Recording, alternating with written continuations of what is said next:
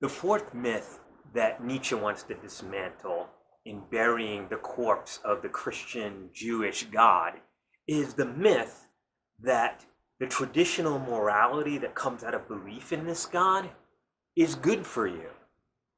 What is this traditional morality? Well, it's unselfishness.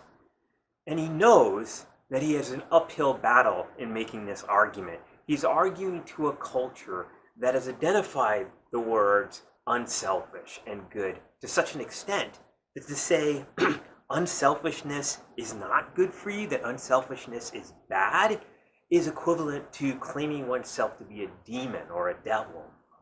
So he's going to spend most of Genealogy of Morals making this detailed argument to dismantle this myth and show that it's actually hurtful to the human spirit to follow this. Now, before we get to the details of his argument, the purpose of this segment is to clear up a misunderstanding about Nietzsche.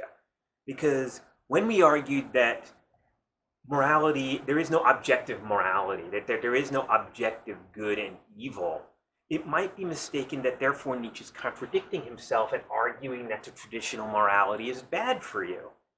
Because didn't he say there is no good or bad? It's all relative to the values that are set up by each individual and they're striving for greater levels of existence and power?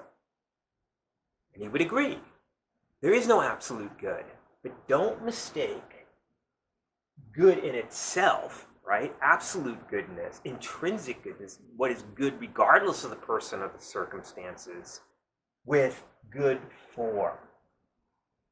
He's not arguing that traditional morality is absolutely bad or evil. He's arguing that it's bad for the individual, and that whatever the individual's value systems turn out to be, the traditional morality is destructive of the pursuit of that. It is anti-value, and in fact, it is anti-life. So what Nietzsche is therefore advocating in place of this idea of this absolute moral standard of goodness is what is called perspectivalism. And it's easy to understand this. What's good for us is often bad for other things. Take medicine. Literally, take medicine if you're sick. But what are you taking? Say you have bacterial pneumonia. Then you're going to take antibiotics, aren't you? Notice the word antibiotic, literally meaning in the Greek that which is against or goes against life. Yes, because what you're taking is a form of chemical warfare, aren't you? Not chemical warfare against yourself. No, this is good for you to take the antibiotic if you need it, but rather it's bad for the bacterium, isn't it? So what's good for us is bad for the life that is attacking us. And this is the nature of life. It's in competition. And so if I'm cold, I'm going to build a fire. But if I'm going to build a fire, I'm going to have to kill a tree. And so what's good for me is bad for the tree. That's perspectivalism. And he's saying there's no judge saying, oh, my life is more valuable than the tree's life, therefore it's okay for me to do that, but bad for the bacteria to attack me. No, there is no absolute standard, just like there's no absolute lawful or legal. If I say, is it legal to drive on the right side of the road, you have to ask me in what country. In the same sense, if I'm asking, is this good for me, then he has to ask, Nietzsche says, who are you? And so the assumption in traditional morality, because there's this universal God that creates everything and therefore sets this universal standard for his creation, is therefore that unselfishness is always good, and that unselfishness is good for life. And he's going to make the argument that no, it's a matter of perspective. If you remember the story, the distinction I made in the Schopenhauer videos between the optimist and the pessimist, again, this illustration will be helpful. Who is the optimist? Well, traditionally, we say the optimist is the one who says the glass is half full. And therefore, the pessimist is the one who says the glass is half empty.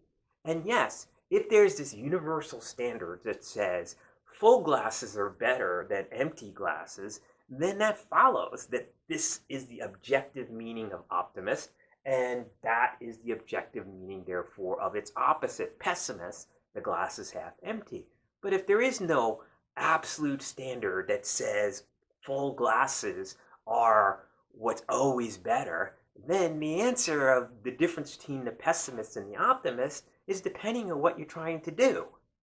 If you're trying to empty the glass, then the optimist says it's half empty, and the pessimist says it's half full.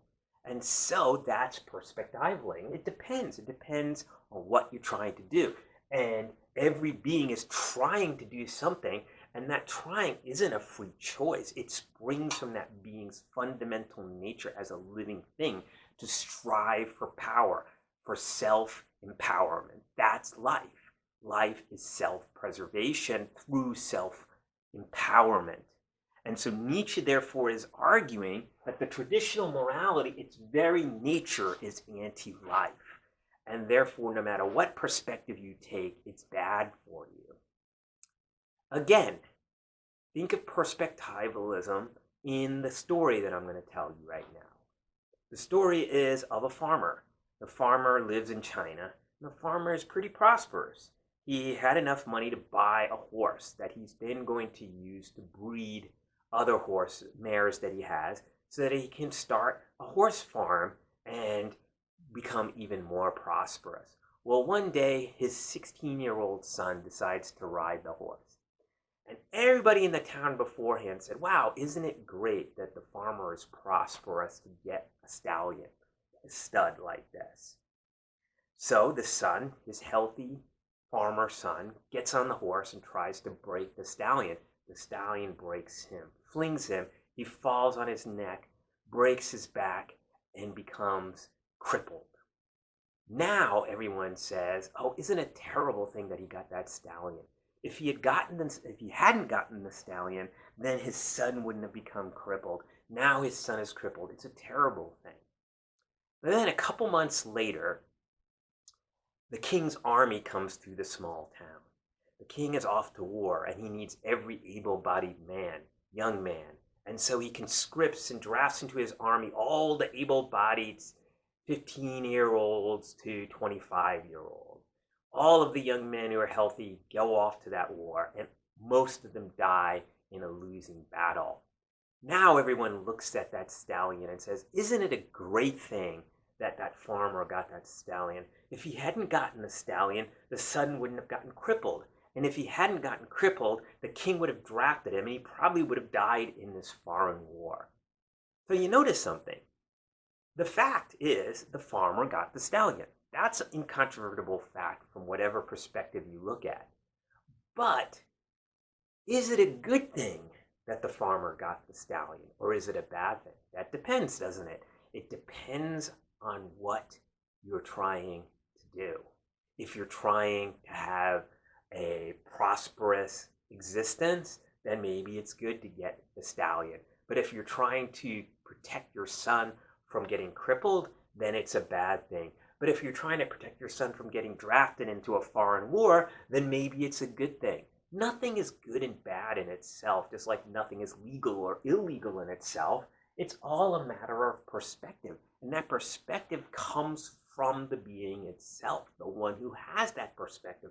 Because that perspective is their life. That perspective is what sets their future orientation toward a goal that was set by their nature as good.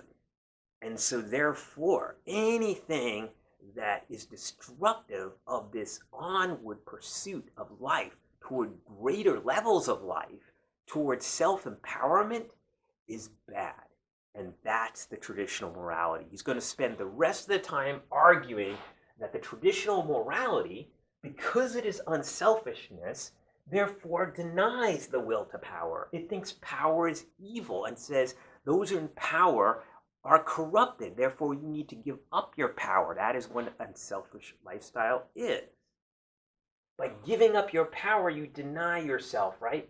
Jesus said, whoever seeks to preserve his own life will lose it. But whoever denies himself, takes up his cross, and follows me, they will gain their life again. And Nietzsche says that's a lie. To deny oneself is to depower yourself, to deny empowering, and therefore to deny and reject life itself.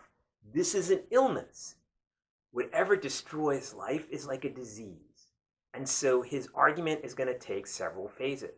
First, he's going to get at the etiology of this disease. In other words, how did it arise? What is the history that showed the development of this morality? It didn't come from nowhere, and in fact, he's going to argue it's parasitic on an earlier version of good and evil, and therefore it's like a microbe.